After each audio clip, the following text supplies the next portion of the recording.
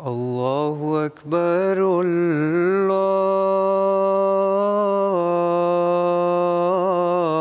الله أكبر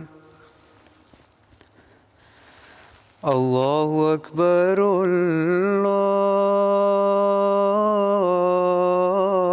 الله أكبر أشهد أن لا إله إلا الله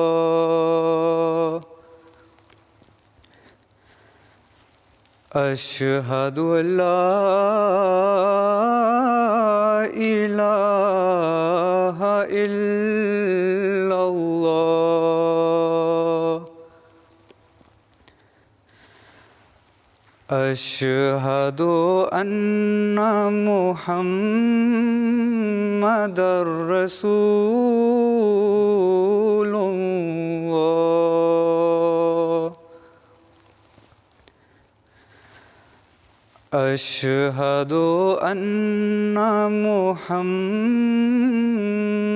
محمدًا رسول الله حي على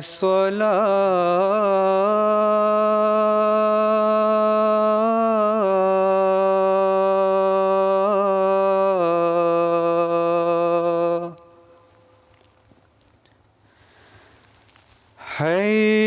حي على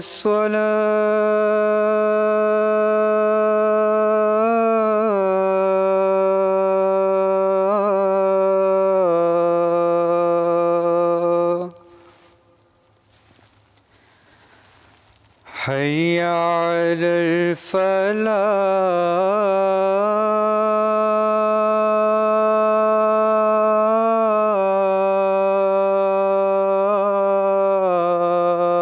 الفلاح حي على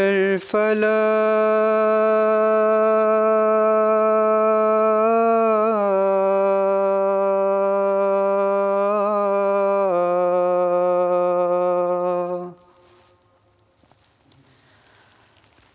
الله أكبر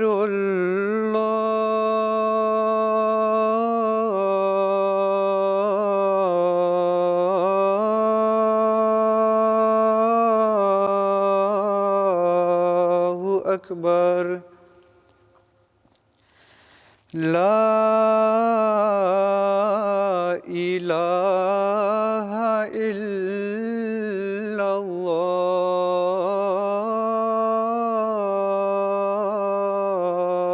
الله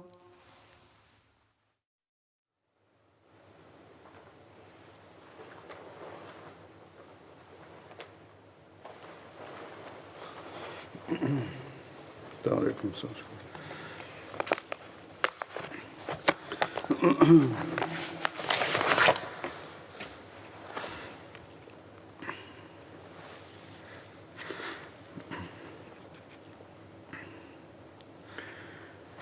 أشهد أن لا إله إلا الله وحده لا شريك له وأشهد أن محمدًا عبده ورسوله أما بعد فأعوذ بالله من الشيطان الرجيم بسم الله الرحمن الرحيم الحمد لله رب العالمين الرحمن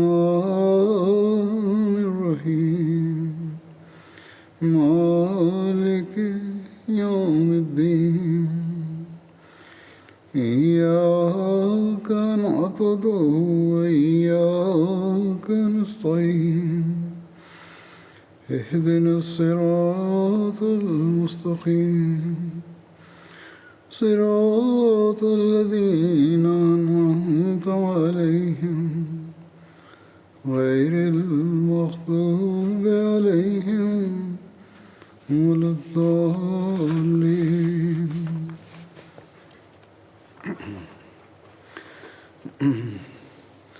جیسا کہ گزشتہ خطبے میں ذکر کیا تھا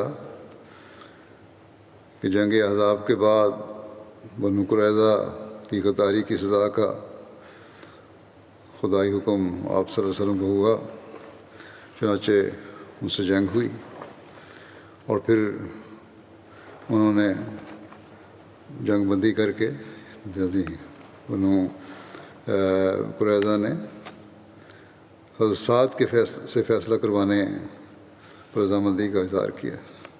چنانچہ حضرت سعد نے فیصلہ کیا.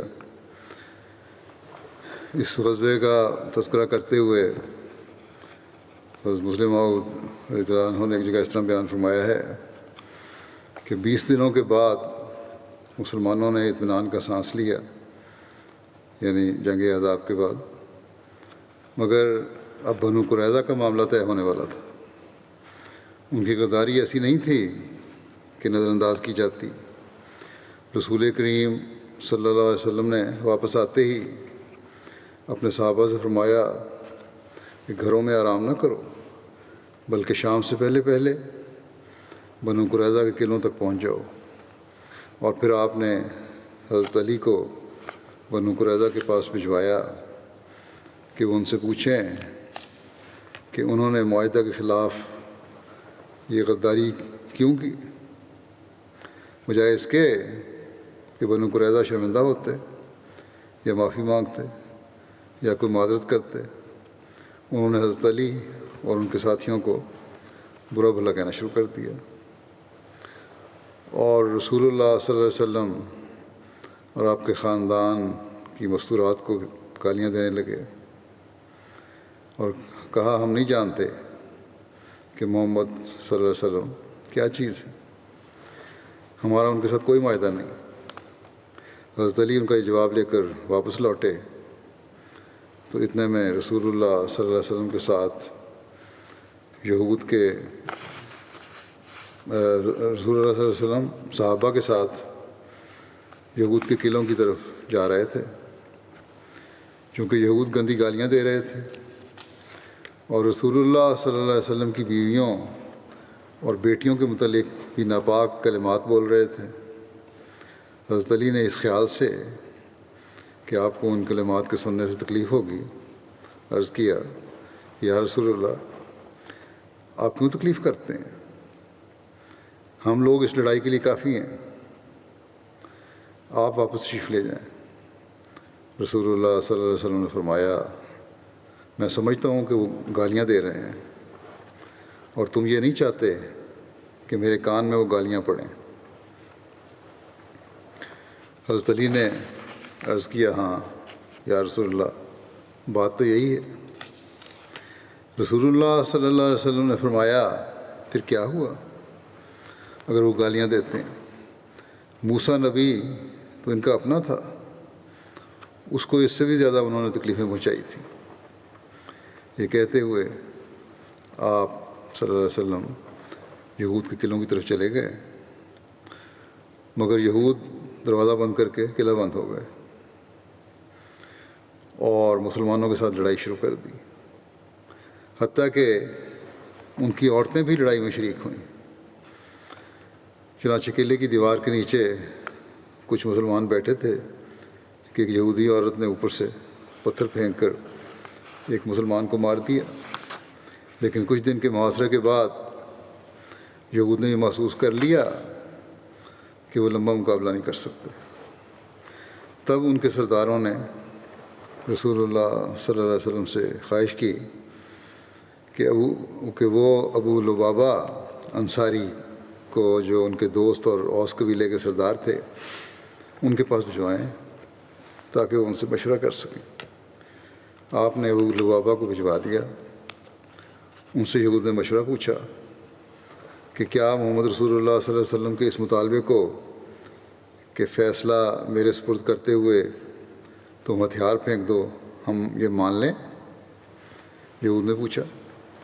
ابو لبابہ نے منہ سے تو کہا ہاں، لیکن اپنے گلے پر اس طرح ہاتھ پھیرا جس طرح قتل کی علامت ہوتی ہے۔ رسول اللہ صلی اللہ علیہ وسلم نے اس وقت تک اپنا فیصلہ ظاہر نہیں کیا تھا، مگر ابو لبابہ نے اپنے دل میں یہ سمجھتے ہوئے کہ ان کے اس جرم کی سزا، جو یہودیوں نے جرم کیا ہے، اس کی سزا سوائے قتل کے اور کیا ہوگی، بغیر سوچے سمجھے اشارے کے ساتھ ان سے ایک بات کہہ دی جو آخر ان کی تباہی کا موجب ہوئی، یعنی بنو قریظہ قبیلے کی۔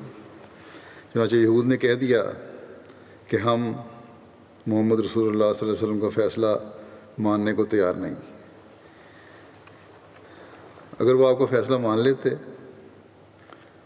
تو دوسرے یہودی قبائل کی طرح ان کو زیادہ سے زیادہ یہی سزا دی جاتی کہ ان کو مدینے سے جلا وطن کر دیا جاتا، مگر ان کی بدقسمتی تھی کہ انہوں نے کہا کہ ہم محمد رسول اللہ صلی اللہ علیہ وسلم کا فیصلہ ماننے کے لیے تیار نہیں، بلکہ ہم اپنے حلیف قبیلہ اوس کے سردار سعد بن معاذ کا فیصلہ مانیں گے، جو فیصلہ وہ کریں گے ہمیں منظور ہوگا۔ لیکن اس وقت یہود میں اختلاف ہو گیا، آپس میں اختلاف ہو گیا۔ یہود میں سے بعض نے کہا کہ ہماری قوم نے غداری کی ہے، واضح ہے کہ ہم نے غداری کی ہے، اور مسلمانوں کے رویے سے ثابت ہوتا ہے کہ ان کا مذہب سچا ہے۔ وہ لوگ اپنا مذہب ترک کر کے اسلام میں داخل ہو گئے جنہوں نے اختلاف کیا تھا۔ ایک شخص عمرو بن سودا نے، جو اس قوم کے سرداروں میں سے تھا، اپنی قوم کو ملامت کی اور کہا کہ تم نے غداری کی ہے کہ معاہدہ توڑا ہے، اب یا مسلمان ہو جاؤ یا جزیے پہ راضی ہو جاؤ۔ یہود نے کہا نہ مسلمان ہوں گے نہ جزیہ دیں گے، کہ اس سے قتل ہونا اچھا ہے۔ پھر ان سے اس نے کہا کہ میں تم سے بری ہوں۔ جب ان کو سمجھایا نہیں سمجھے، نے کہا پھر میں تم سے بری ہوں، میں تمہارے ساتھ نہیں، اور یہ کہہ کر قلعے سے نکل کر باہر چل دیا۔ جب وہ قلعے سے باہر نکل رہا تھا تو مسلمانوں کے ایک دستے نے، جس کے سردار محمد بن مسلمہ تھے، اسے دیکھ لیا اور اسے پوچھا کہ وہ کون ہے۔ اس نے بتایا کہ میں فلاں ہوں۔ اس پر محمد بن مسلمہ نے فرمایا اللہم لا تحرمنی اقالۃ اسرات الکرام، یعنی آپ سلامتی سے چلے جائیں۔ اور پھر اللہ تعالیٰ سے دعا کی کہ الہی، حضرت محمد بن مسلمہ نے یہ دعا کی کہ الہی مجھے شریفوں کی غلطیوں پر پردہ ڈالنے کے نیک عمل سے کبھی محروم نہ کیجیے۔ یعنی یہ شخص چونکہ اپنے فعل پر اور اپنی قوم کے فعل پر پچھتاتا ہے، تو ہمارا بھی اخلاقی فرض ہے کہ اسے معاف کر دیں۔ اس لیے میں نے اسے گرفتار نہیں کیا اور جانے دیا، اور خدا تعالیٰ مجھے ہمیشہ ایسے ہی نیک کاموں کی توفیق بخشتا رہے۔ کوئی ظلم کا ارادہ نہیں تھا۔ جب رسول اللہ صلی اللہ علیہ وسلم تو اس واقعے کا علم ہوا تو آپ نے محمد بن مسلمہ کو سرزنش نہیں کی، پوچھا نہیں کہ کیوں تم نے نہیں اس کو پکڑا، کہ کیوں اس یہودی کو چھوڑ دیا، بلکہ اس کے فعل کو سراہا۔ آپ نے اس بات کی تعریف کی، پر تم نے بڑا اچھا کیا۔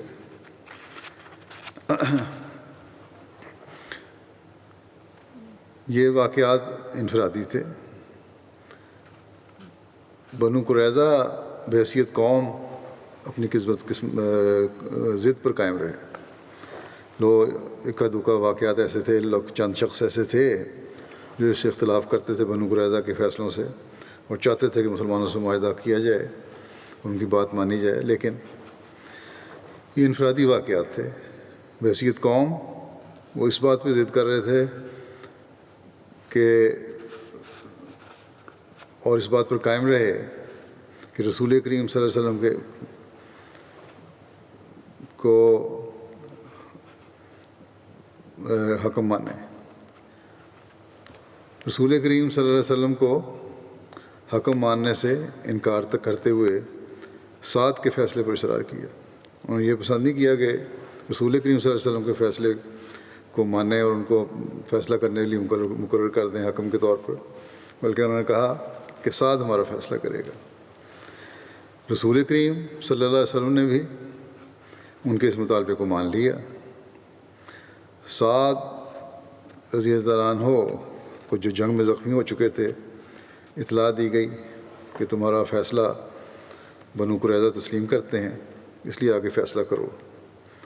اس تجویز کا اعلان ہوتے ہی اوس قبیلے کے لوگ جو بنو قریظہ کے دیر سے حلیف چلے آئے تھے وہ سعد کے پاس دوڑ کر گئے اور انہوں نے اصرار کرنا شروع کیا کہ چونکہ خزرج اپنے حلیف یہودیوں کو ہمیشہ سزا سے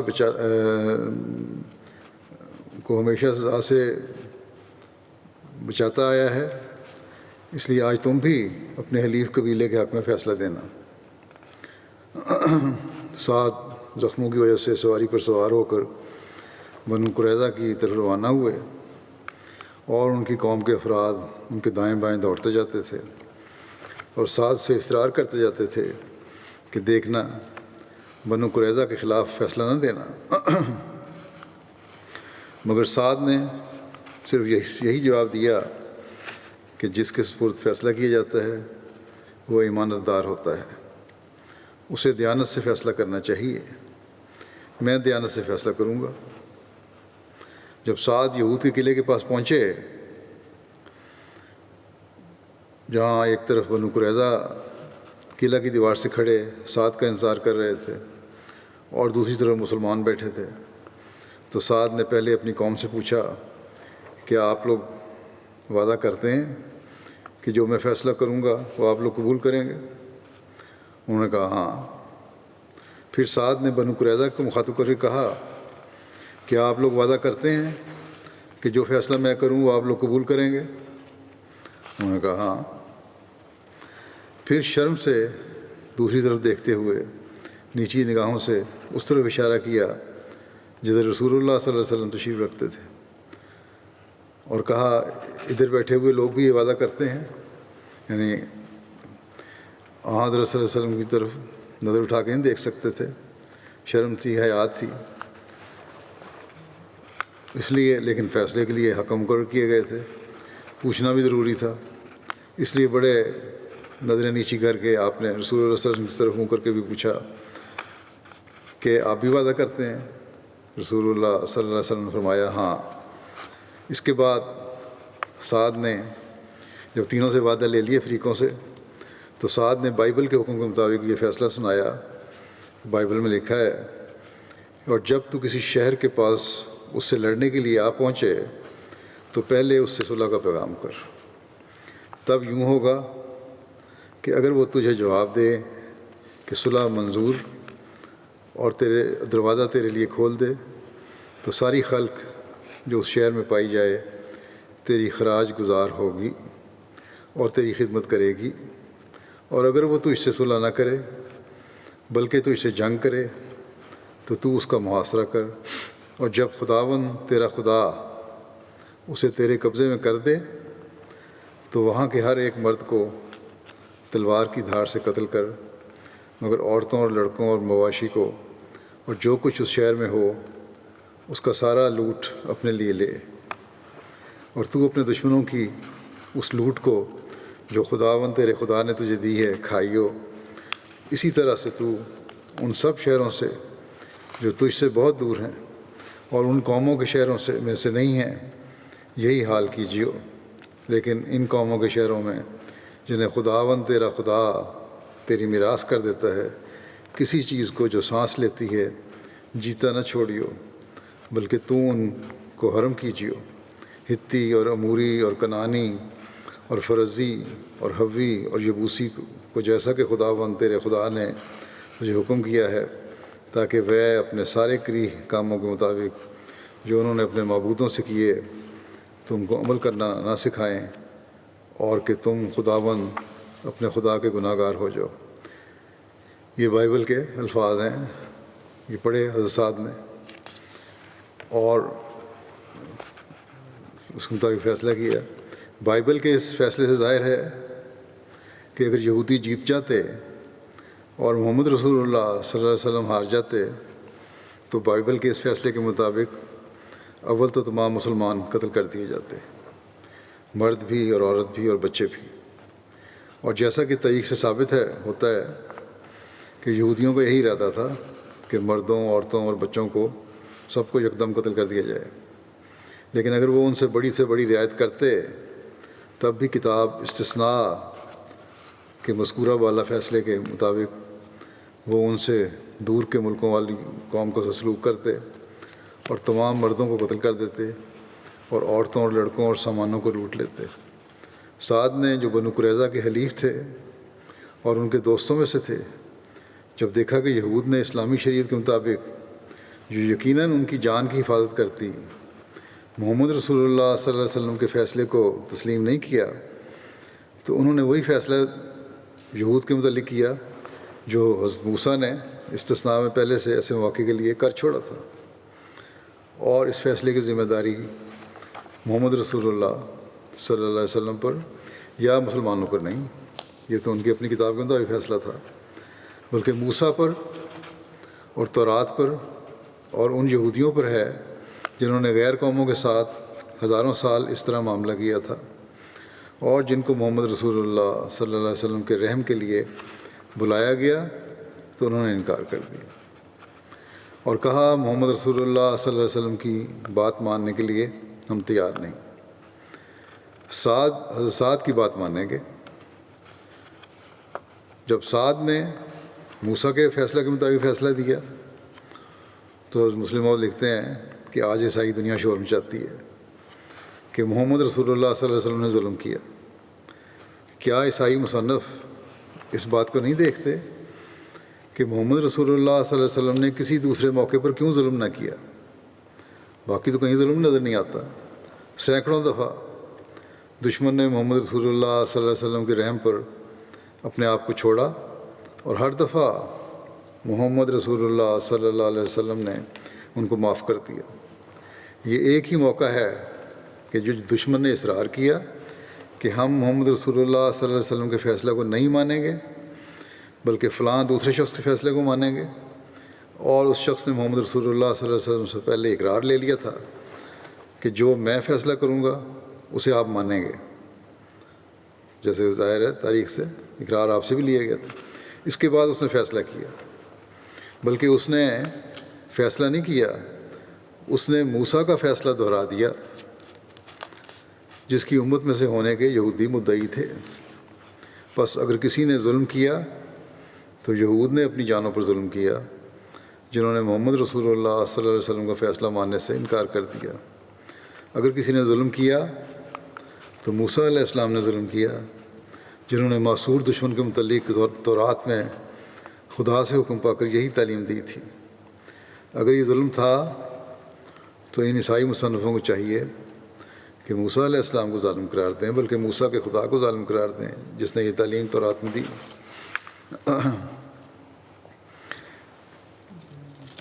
احزاب کی جنگ کے خاتمے کے بعد رسول کریم صلی اللہ علیہ وسلم نے فرمایا، آج سے مشرک ہم پر حملہ نہیں کریں گے، اب اسلام خود جواب دے گا، اور ان اقوام پر جنہوں نے ہم پر حملے کیے تھے اب ہم چڑھائی کریں گے۔ چنانچہ ایسا ہی ہوا۔ احزاب کی جنگ میں بھلا کفار کا نقصان ہی کیا ہوا تھا، چند آدمی مارے گئے تھے، وہ دوسرے سال پھر دوبارہ تیاری کر کے آ سکتے تھے۔ 20,000 کی جگہ وہ 40 یا 50,000 کا لشکر بھی لا سکتے تھے، بلکہ اگر وہ اور زیادہ انتظام کرتے تو 1,00,000 1.5 لاکھ کا لشکر بھی ان کے لیے کوئی مشکل نہیں تھی۔ مگر 21 سال کی متواتر کوشش کے بعد کفار کے دلوں کو محسوس ہو گیا کہ خدا محمد رسول اللہ صلی اللہ علیہ وسلم کے ساتھ ہے، ان کے بت جھوٹے ہیں اور دنیا کا پیدا کرنے والا ایک ہی خدا ہے۔ ان کے جسم صحیح سلامت تھے مگر ان کے دل ٹوٹ چکے تھے، بظاہر یعنی کافروں کے، بظاہر وہ اپنے بتوں کے آگے سجدہ کرتے ہوئے نظر آتے تھے مگر ان کے دلوں میں سے لا الہ الا اللہ کی آوازیں اٹھ رہی تھیں۔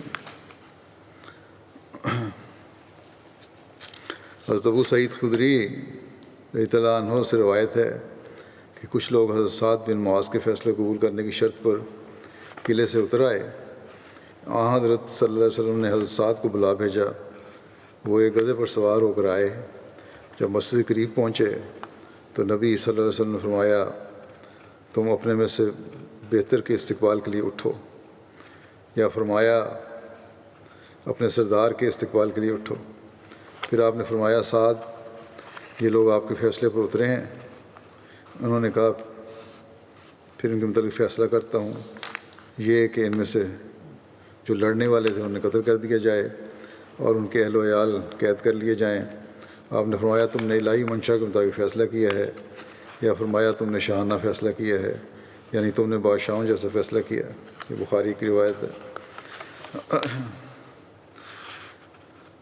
اس کی کچھ تفصیل، کچھ زائد بعض باتیں ہیں۔ حضرت مرزا بشیر احمد صاحب نے بھی تفصیل بیان کی ہے، کچھ باتیں میں یہاں بیان کر دیتا ہوں۔ وہ لکھتے ہیں کہ بنو قریظہ کے تعلق میں ہی کہ آخر کم و بیش 20 دن کے محاصرے کے بعد یہ بدبخت یہود ایک ایسے شخص کو حکم مان کر اپنے قلعوں سے اترنے پر رضامند ہوئے جو باوجود ان کا حلیف ہونے کے ان کی کارروائیوں کی وجہ سے ان کے لیے اپنے دل میں کوئی رحم نہیں پاتا تھا، اور جو گو عدل و انصاف کا مجسمہ تھا مگر اس کے قلب میں رحمت للعالمین کی شفقت اور رافت نہیں تھی۔ تفصیل اس اجمال کی یہ ہے کہ قبیلہ اوس بنو قریظہ کا قدیم حلیف تھا، اور اس زمانے میں اس قبیلے کے رئیس سعد بن معاذ تھے، جو غزوہ خندق میں زخمی ہو کر اب مسجد کے صحن میں زیر علاج تھے۔ اس قدیم جتھے داری کا خیال کرتے ہوئے بنو قریظہ نے کہا کہ ہم سعد بن معاذ کو اپنا حکم مانتے ہیں، جو فیصلہ بھی وہ ہمارے متعلق کریں وہ ہمیں منظور ہوگا۔ لیکن یہود میں بعض ایسے لوگ بھی تھے، جیسا کہ پہلے بھی ذکر ہو چکا ہے، جو اپنی قومی فیصلہ کو صحیح نہیں سمجھتے تھے اور اپنے آپ کو مجرم یقین کرتے تھے، اور دل میں اسلام کی صداقت کے قائل ہو چکے تھے۔ ایسے لوگوں میں سے بعض آدمی جن کی تعداد تاریخی روایات میں 3 بیان ہوئی ہے، بطیب خاطر بڑی خوشی سے اسلام قبول کر کے حضرت صلی اللہ علیہ وسلم کے حلقہ بگوشوں میں داخل ہو گئے۔ ایک اور شخص تھا، وہ مسلمان تو نہیں ہوا مگر وہ اپنی قوم کی غداری پر اس قدر شرمندہ تھا کہ جب بنو قریظہ نے حضرت صلی اللہ علیہ وسلم کے ساتھ جنگ کرنے کی ٹھانی تو وہ یہ کہتا ہوا کہ میری قوم نے محمد صلی اللہ علیہ وسلم سے سخت غداری کی ہے، میں اس غداری میں شامل نہیں ہو سکتا، مدینہ چھوڑ کر کہیں باہر چلا گیا۔ مگر باقی قوم آخر تک اپنی ضد پر قائم رہی اور سعد کو اپنا ثالث بنانے پر اصرار کیا۔ حضرت صلی اللہ علیہ وسلم نے بھی اسے منظور فرمایا، جیسے ذکر ہو چکا ہے۔ اس کے بعد آپ نے چند انصاری صحابیوں کو سعد کو لانے کے لیے روانہ فرمایا۔ سعد آئے، راستے میں ان کے قبیلے کے بعد لوگوں نے اصرار کیا اور بار بار درخواست کی کہ قریظہ ہمارے حلیف ہیں، اس لیے ان کا خیال رکھنا۔ جس طرح خزرج نے اپنے حلیف بنو قینقاع کے ساتھ نرمی کی تھی، تم بھی قریظہ سے رعایت کا معاملہ کرنا اور انہیں سخت سزا نہ دینا۔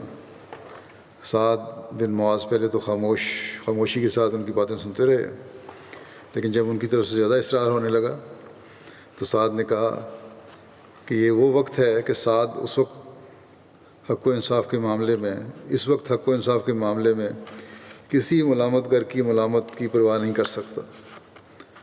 یہ جواب سنا جب سعد کا تو لوگ خاموش ہو گئے۔ بہرحال جب سعد حضرت صلی اللہ علیہ وسلم کے قریب پہنچے تو آپ نے صحابہ سے فرمایا کہ اپنے رئیس کے لیے اٹھو اور سواری سے نیچے اترنے میں مدد دو۔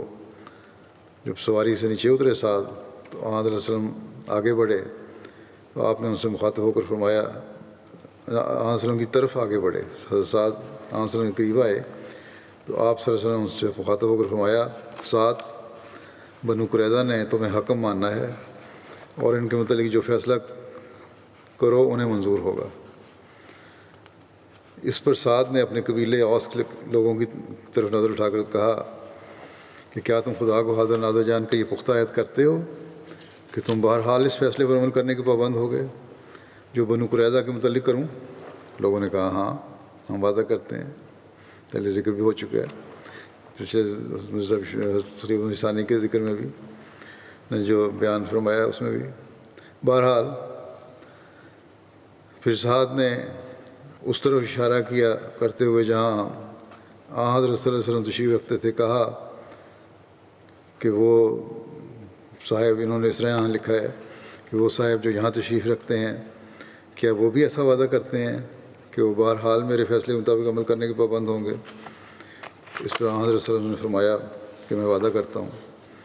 اس عہد و پیمان کے بعد سعد نے اپنا فیصلہ سنایا جو یہ تھا کہ بنو قریظہ کے مقاتل یعنی جنگجو لوگ قتل کر دیے جائیں اور ان کی عورتیں اور بچے قید کر لیے جائیں اور ان کے اموال مسلمانوں میں تقسیم کر دیے جائیں۔ حضرت صلی اللہ علیہ وسلم نے فیصلہ سنا تو بے ساختہ فرمایا کہ تمہارا یہ فیصلہ ایک خدائی تقدیر ہے جو ٹل نہیں سکتی، اور الفاظ سے آپ کا یہ مطلب تھا، ان الفاظ سے آپ کا یہ مطلب تھا کہ بنو قریظہ کے متعلق فیصلہ ایسے حالات میں ہوا ہے کہ اس میں صاف طور پر خدائی تصرف کام کرتا ہوا نظر آتا ہے، اور اس لیے آپ کا جذبہ رحم اسے روک نہیں سکتا۔ اور یہ واقعی درست تھا کیونکہ بنو قریظہ کا ابو لبابہ کو اپنے مشورے کے لیے بلانا اور ابو لبابہ کے منہ سے ایک ایسی بات نکل جانا جو سراسر بے بنیاد تھی، اور بنو قریظہ کا حضرت صلی اللہ علیہ وسلم کو حکم ماننے سے انکار کرنا، اور اس خیال سے کہ قبیلہ اوس کے لوگ ہمارے حلیف ہیں اور ہم سے رعایت کا معاملہ کریں گے، سعد بن معاذ رئیس اوس کو اپنا حکم مقرر کرنا، پھر سعد کا حق و انصاف کے راستے میں اس قدر پختہ ہو جانا کہ عصبیت اور جتھے داری کا احساس دل سے بالکل محو ہو جائے، اور بالآخر سعد کا اپنے فیصلے کے اعلان سے قبل حضرت صلی اللہ علیہ وسلم سے اس بات کا پختہ عہد لے لینا کہ بہرحال اس فیصلے کے مطابق عمل ہوگا۔ یہ ساری باتیں اتفاقی نہیں ہو سکتی، اور یقیناً اس کی طے میں خدائی تقدیر اپنا کام کر رہی تھی، اور یہ فیصلہ خدا تعالیٰ کا تھا نہ کہ سعد کا۔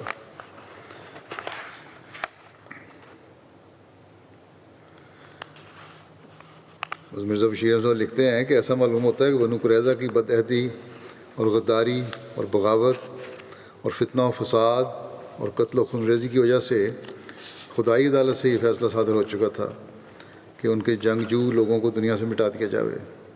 چنانچہ ابتداءً حضرت صلی اللہ علیہ وسلم کو اس غزوے کے متعلق غیبی تحریک ہونا بھی یہی ظاہر کرتا ہے کہ یہ خدائی تقدیر تھی، اور خدا کو یہ منظور نہ تھا کہ اس کے رسول کے ذریعے سے یہ فیصلہ جاری ہو، اور اس لیے اس نے نہایت پیش غیبی تصرفات سے حضرت صلی اللہ علیہ وسلم کو بالکل الگ رکھا اور سعد بن معاذ کے ذریعے اس فیصلہ کا اعلان کروایا، اور فیصلہ بھی ایسے رنگ میں کروایا کہ اب حضرت صلی اللہ علیہ وسلم اس میں بالکل دخل نہیں دے سکتے تھے، کیونکہ اب وعدہ فرما چکے تھے کہ آپ بہرحال اس فیصلے کے پابند رہیں گے، اور پھر چونکہ اس فیصلے کا اثر بھی صرف آپ کی ذات پر نہیں پڑتا تھا بلکہ مسلمانوں پر پڑتا تھا، اس لیے آپ اپنا یہ حق نہیں سمجھتے تھے کہ اپنی رائے سے خواہ کیسی ہی عفو اور رحم کی طرف مائل ہو اس فیصلے کو بدل دیں۔ یہی خدائی تصرف تھا جس کی طاقت سے متاثر ہو کر آپ کے منہ سے بے اختیار طور پر یہ الفاظ نکلے کہ قد حکمت بحکم اللہ، یعنی اے سعد تمہارا یہ فیصلہ تو خدائی تقدیر معلوم ہوتی ہے جس کے بدلنے کی کسی کو طاقت نہیں۔ یہ الفاظ کہہ کر آپ خاموشی سے وہاں سے اٹھے اور شہر کی طرف چلے آئے، اور اس وقت آپ صلی اللہ علیہ وسلم کا دل اس خیال سے درد مند ہو رہا تھا کہ ایک قوم جس کے ایمان لانے کی آپ کے دل میں بڑی خواہش تھی، اپنی بد کرداریوں کی وجہ سے ایمان سے محروم رہ کر خدائی قہر و عذاب کا نشانہ بن رہی ہے۔ اور غالباً اسی موقع پر آپ نے یہ حسرت بھرے الفاظ فرمائے کہ اگر یہود میں سے مجھ پر 10 آدمی یعنی 10 12 رسوخ آدمی بھی ایمان لے آتے تو میں خدا سے امید رکھتا کہ یہ ساری قوم مجھے مان لیتی اور خدائی عذاب سے بچ جاتی۔ بہرحال وہاں سے اٹھتے ہوئے آپ نے حکم دیا کہ بنو قریظہ کے مردوں اور عورتوں اور بچوں کو علیحدہ علیحدہ کر دیا جائے۔ چنانچہ دونوں گروہوں کو علیحدہ علیحدہ کر کے مدینے میں لایا گیا اور شہر میں 2 الگ الگ مکانات میں جمع کر دیا گیا، اور حضرت صلی اللہ علیہ وسلم کے حکم کے متحد صحابہ نے، جن میں سے غالباً کئی لوگ خود بھوکے رہے ہوں گے، بنو قریظہ کے کھانے کے لیے ڈھیروں ڈھیر پھل مہیا کیے، اور لکھا ہے کہ یہودی لوگ رات بھر پھل نوشی میں مصروف رہے۔ دوسرے دن صبح کو سعد بن معاذ کے فیصلے کا اجرا ہونا تھا۔ حضرت صلی اللہ علیہ وسلم نے چند مستعد آدمی اس کام کی سر انجام دہی کے لیے مقرر فرما دیے، اور خود بھی قریب ہی ایک جگہ تشریف فرما ہو گئے، تاکہ اگر فیصلے کے اجرا کے دوران میں کوئی ایسی بات پیدا ہو جس میں آپ صلی اللہ علیہ وسلم کی ہدایت کی ضرورت ہو تو آپ بلا توقف ہدایت دے سکیں۔ چنانچہ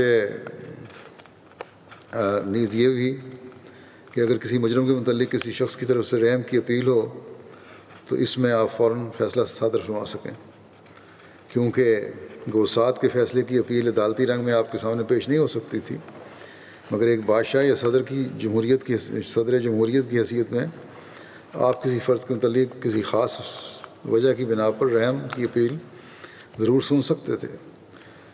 بہرحال آپ نے بتقاضائے رحم یہ بھی حکم فرمایا کہ مجرموں کو ایک ایک کر کے علیحدہ علیحدہ قتل کیا جاوے، یعنی ایک قتل کے وقت دوسرے مجرم پاس موجود نہ ہوں۔ چنانچہ ایک ایک مجرم کو الگ الگ لایا گیا اور حسب فیصلہ سعد بن معاذ ان کو قتل کیا گیا۔ بنو قریظہ کے واقعے متعلق بعض غیر مسلم مورخین نہایت ناگوار طریقے پر حضرت صلی اللہ علیہ وسلم کے خلاف حملے کرتے ہیں یا انہوں نے حملے کیے، اور کہ کم و بیش 400 یہودیوں کی وجہ سے، سزائے قتل کی وجہ سے آپ کو نعوذ باللہ ظالم اور سفاک فرما روا کے رنگ میں پیش کیا جاتا ہے۔ لیکن ہمارے ایک محقق نے یہ بھی تحقیق کی ہے کہ جو تعداد جو اصل ہے وہ 16-17 بنتی ہے، لیکن بہرحال یہ تحقیق طلب چیز ہے، ابھی بھی اس پہ ہو سکتی ہے۔ کوئی نے 100 لکھی تعداد، 400 لکھی، کسی نے زیادہ لکھی، کسی نے 1000 لکھی، 900 لکھی۔ بہرحال کیونکہ بہرحال معین تعداد نہیں ہے، اس لیے اس پہ بحث ہو سکتی ہے۔ بہرحال اگر 400 بھی ہے تو اس اعتراض کی بنا محض مذہبی تعصب پر واقع ہے، جس سے جہاں تک کم از کم اسلام اور بانی اسلام صلی اللہ علیہ وسلم کا تعلق ہے، بہت سے مغربی روشنی میں تربیت یافتہ مورخ بھی آزاد نہیں ہو سکے، یہ الزام لگاتے ہیں۔ تو مرزا بشیر احمد صاحب لکھتے ہیں کہ اس اعتراض کے جواب میں اول تو یہ بات یاد رکھنی چاہیے کہ بنو قریظہ کے متعلق جس فیصلے کو ظالمانہ کہا جاتا ہے وہ سعد بن معاذ کا فیصلہ تھا، حضرت صلی اللہ علیہ وسلم کا ہرگز نہیں تھا، اور جب وہ آپ کا فیصلہ ہی نہیں تھا تو اس کی وجہ سے آپ پر اعتراض نہیں کیا جا سکتا۔ دوسرے یہ کہ فیصلہ حالات پیش آمدہ کے متحد ہرگز غلط اور ظالمانہ نہیں تھا۔ سوم یہ کہ اس عہد کی وجہ سے جو سعد نے فیصلے کے اعلان سے قبل آپ صلی اللہ علیہ وسلم سے لیا تھا، آپ اس بات کے پابند تھے کہ بہرحال اس کے مطابق عمل کرتے۔ چہارم یہ کہ خود مجرموں نے اس فیصلے کو قبول کیا اور اس پر اعتراض نہیں کیا اور اسے اپنے لیے ایک خدائی تقدیر سمجھا۔ تو اس صورت میں آپ کا یہ کام نہیں تھا کہ خواہ مخواہ اس میں دخل دینے کے لیے کھڑے ہو جاتے۔ سعد کے فیصلے کے بعد اس معاملے کے ساتھ آپ صلی اللہ علیہ وسلم کا تعلق صرف اس قدر تھا کہ آپ اپنی حکومت کے نظام کے متحد اس فیصلے کو بصورت آسن جاری فرما دیں، اور یہ بتایا جا چکا ہے کہ آپ نے اسے ایسے رنگ میں جاری فرمایا کہ جو رحمت و شفقت کا بہترین نمونہ سمجھا جا سکتا ہے، یعنی جب تک تو یہ لوگ فیصلے کے اجرا سے قبل قید میں رہے، آپ نے ان کی رہائش اور خوراک کا بہتر سے بہتر انتظام فرمایا، اور جب ان پر سعاد کا فیصلہ جاری کیا جانے لگا تو آپ نے ایسے رنگ میں جاری کیا کہ وہ مجرموں کے لیے کم سے کم موجب تکلیف تھا۔ یعنی اول تو ان کے جذبات کا خیال رکھتے ہوئے آپ نے حکم دیا کہ ایک مجرم کے قتل کے وقت کوئی دوسرا مجرم سامنے نہ ہو، بلکہ تاریخ سے پتہ لگتا ہے کہ جن لوگوں کے متعلق لوگوں کو مقتل میں لایا جاتا تھا ان کو اس وقت تک علم نہیں ہوتا تھا کہ ہم کہاں جا رہے ہیں، جب تک وہ عین مقتل میں نہ پہنچ جاتے تھے۔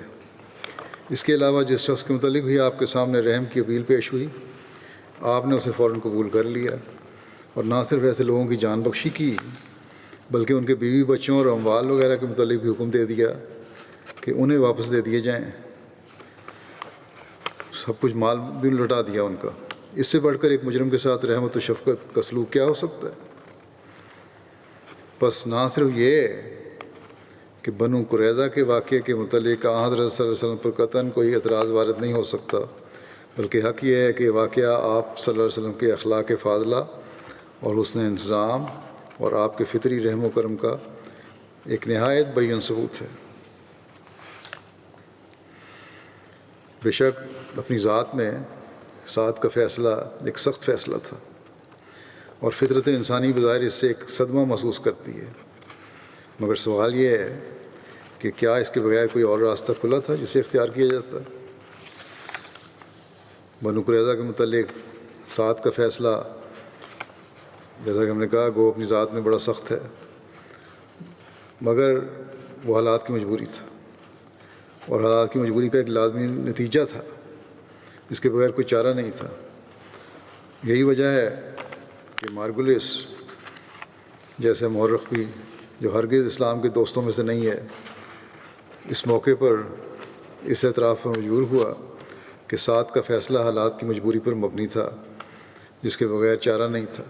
چنانچہ وہ لکھتے ہیں کہ غزوہ احزاب کا حملہ، جس کے متعلق محمد صاحب صلی اللہ علیہ وسلم کا یہ دعویٰ تھا کہ وہ شخص محض خدائی تصرفات کے متحد پسپا ہوا، وہ بنو نذیر ہی کی اشتعال انگیز کوششوں کا نتیجہ تھا، یا کم از کم یہ سمجھا جاتا تھا کہ وہ ان کی کوششوں کا نتیجہ ہے، اور بنو نذیر وہ تھے جنہیں محمد صاحب صلی اللہ علیہ وسلم نے صرف جلا وطن کر دینے پر اکتفا کی تھی۔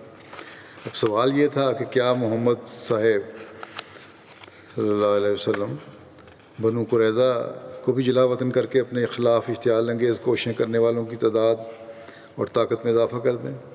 دوسری طرف وہ قوم مدینہ میں بھی نہیں رہنے دی جا سکتی تھی جس نے اس طرح برملا طور پر حملہ آوروں کا ساتھ دیا تھا۔ ان کا جلا وطن کرنا غیر محفوظ تھا، مگر ان کا مدینہ میں رہنا بھی کم خطرناک نہ تھا۔ بس اس فیصلے کے بغیر چارہ نہ تھا کہ ان کے قتل کا حکم دیا جاتا۔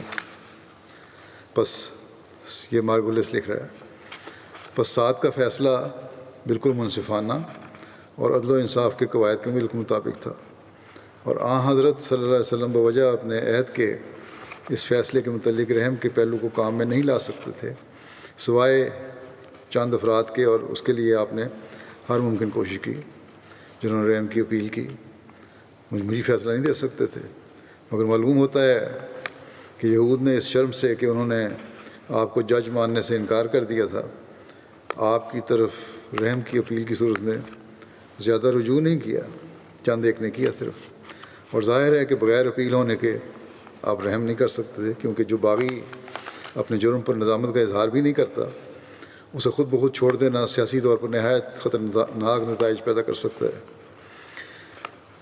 ایک اور بات یاد رکھنی ضروری ہے کہ جو معاہدہ حضرت صلی اللہ علیہ وسلم اور یہود کے درمیان جدہ میں ہوا تھا، اس کی شرائط میں سے ایک شرط یہ بھی تھی کہ اگر یہود کے متعلق کوئی امر قابل تصفیہ پیدا ہوگا تو اس کا فیصلہ خود انہی کی شریعت کے متحد کیا جائے گا، جو یعنی یہود کی شریعت کے مطابق۔ چنانچہ تاریخ سے پتہ لگتا ہے کہ اس معاہدے کے ماتحت حضرت صلی اللہ علیہ وسلم ہمیشہ یہود کے متعلق شریعت موسوی کے مطابق فیصلہ فرمایا کرتے تھے۔ اب ہم تورات پر نگاہ ڈالتے ہیں تو وہاں اس قسم کے جرم کی سزا جس کے مرتکب بنو قریظہ ہوئے، بعین ہی وہی لکھی ہوئی پاتے ہیں جو سعد بن معاذ نے بنو قریظہ پر جاری کی۔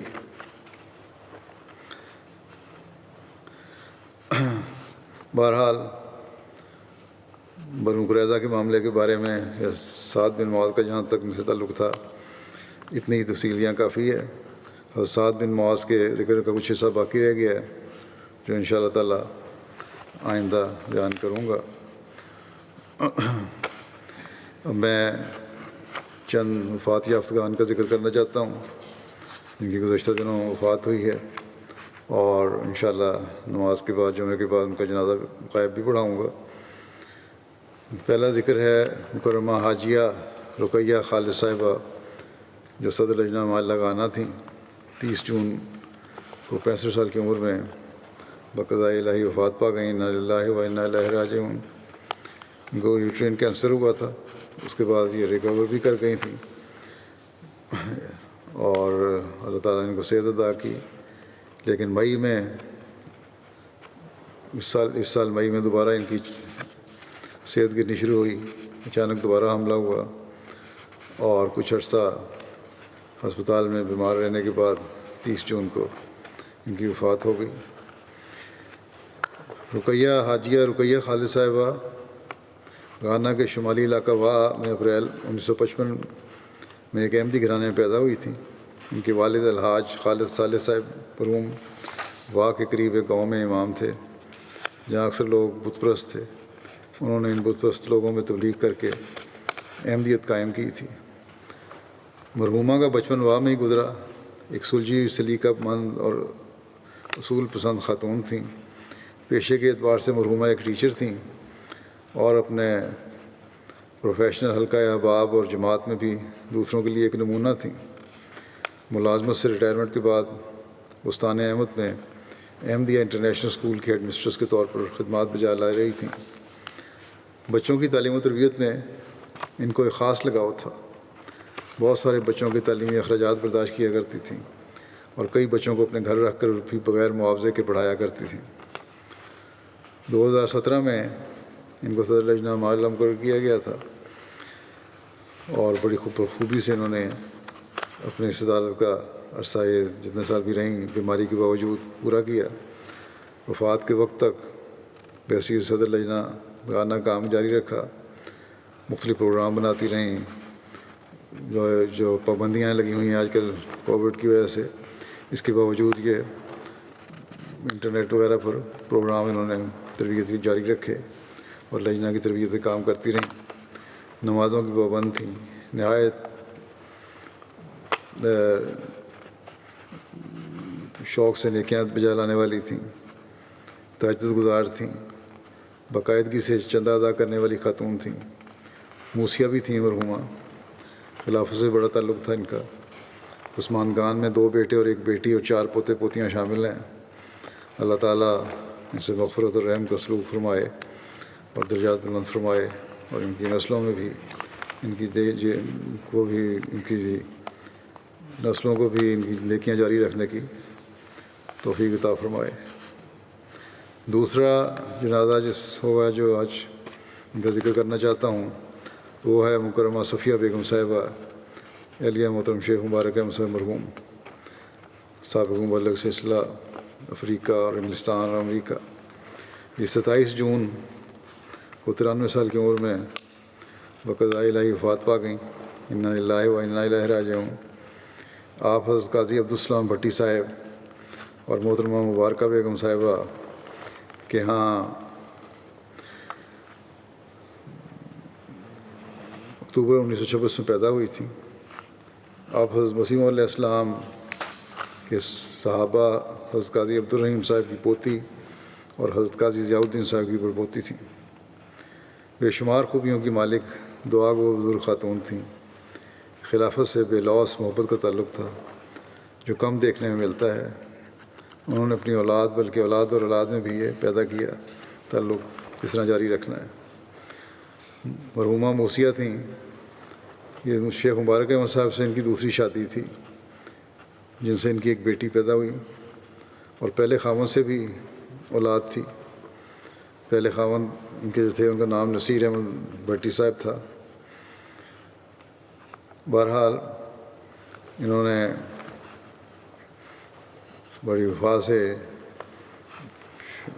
شیخ صاحب کا جو عرصہ تھا مختلف ملکوں میں خدمت کا ان کے ساتھ اپنا زندگی گزاری.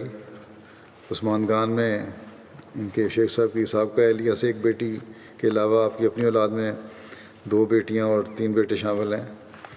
آپ کے ایک بیٹے فہیم احمد بھٹی صاحب یہاں ہمارے دفتر پرائیویٹ سیکرٹری میں بطور رضاکار خدمات انجام دے رہے ہیں. ایک پوتے صبور بھٹی مربی سلسلہ ہیں، وکالت تبشیر UK میں کام کر رہے ہیں. ایک پوتے احمد فواد بھٹی وقف زندگی ہیں جو بطور ٹیچر MJ کالج کانوں میں خدمت کی توفیق پا رہے ہیں.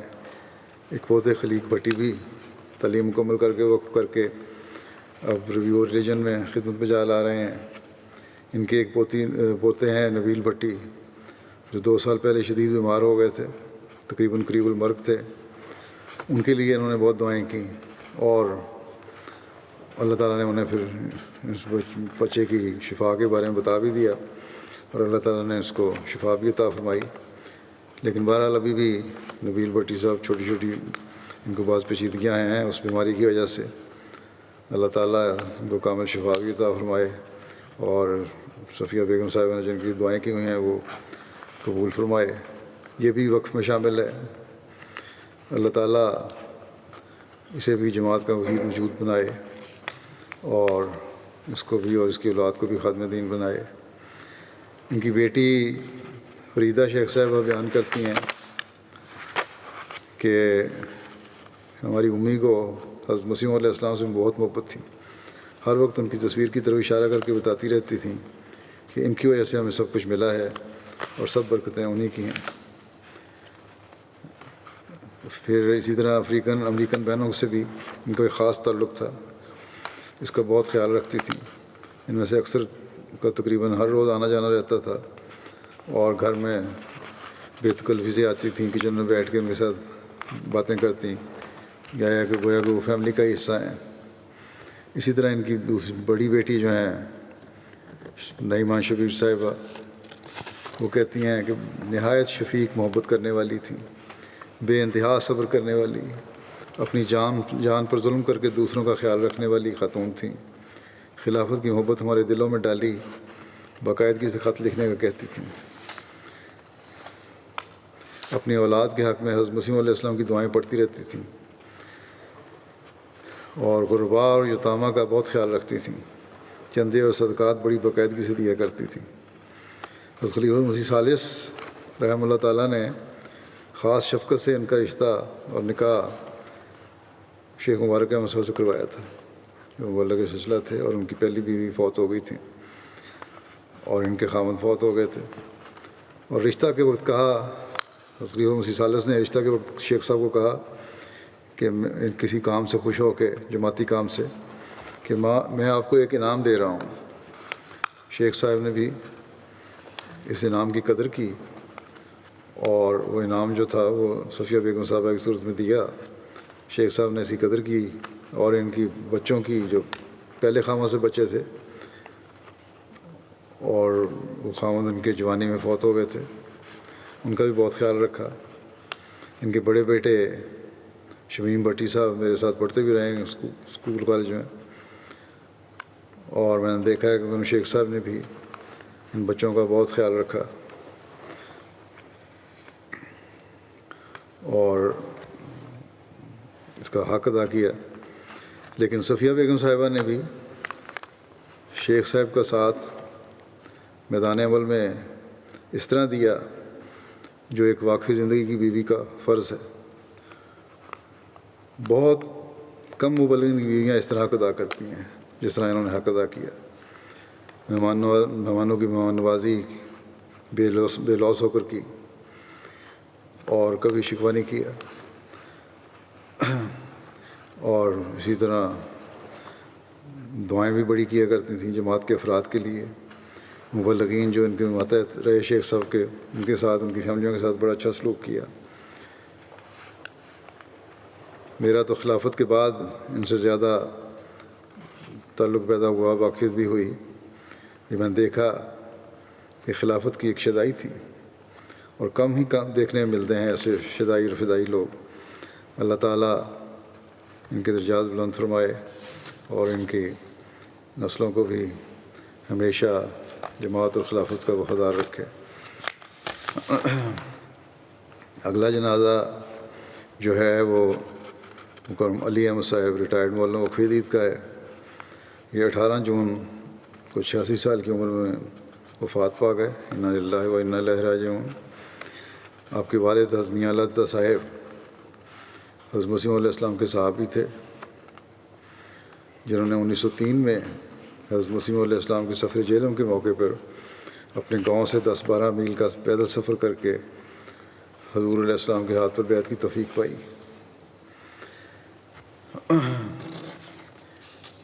بہرحال 1965 میں انہوں نے وقف کیا۔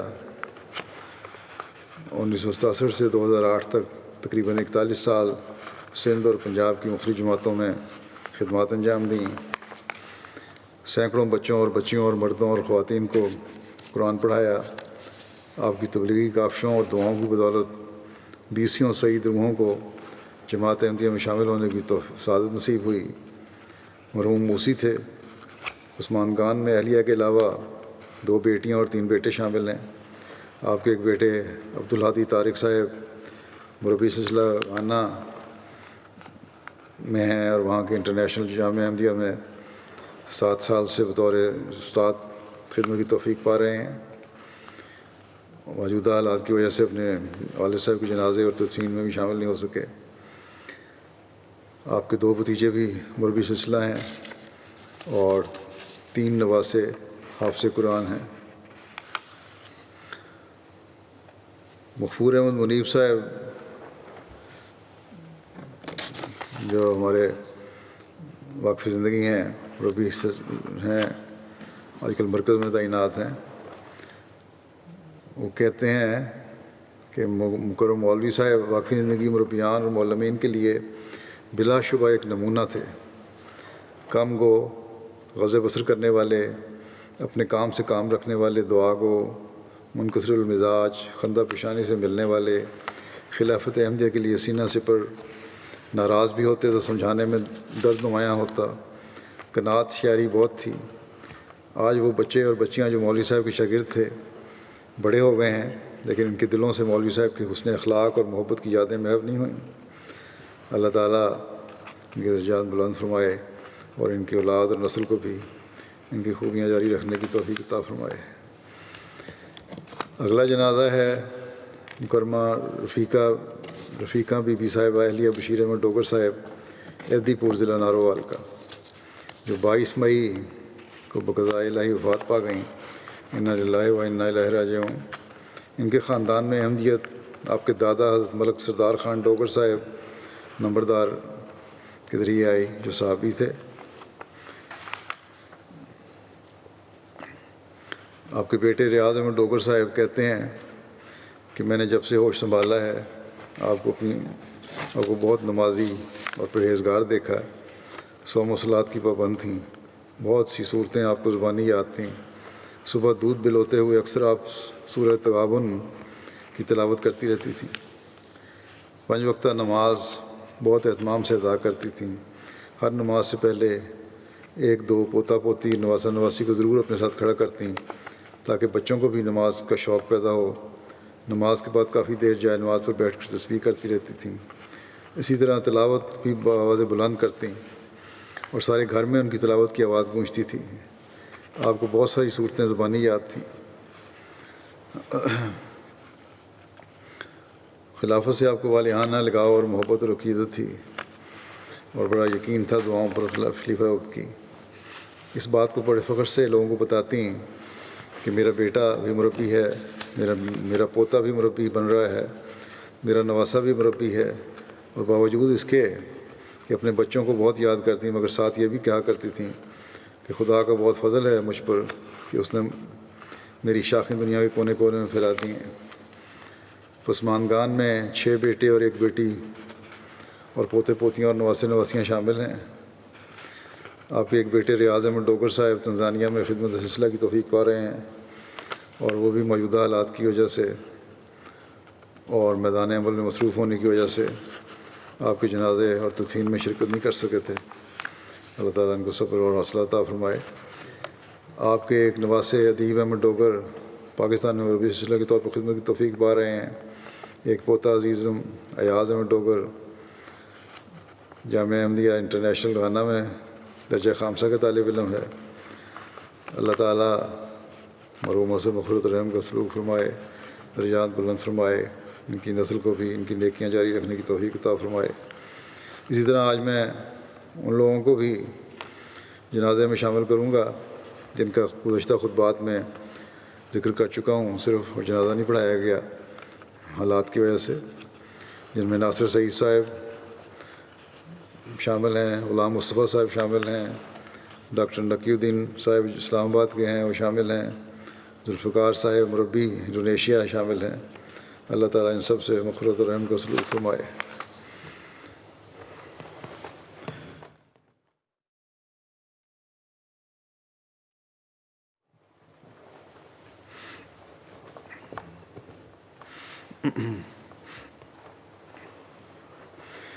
الحمد لله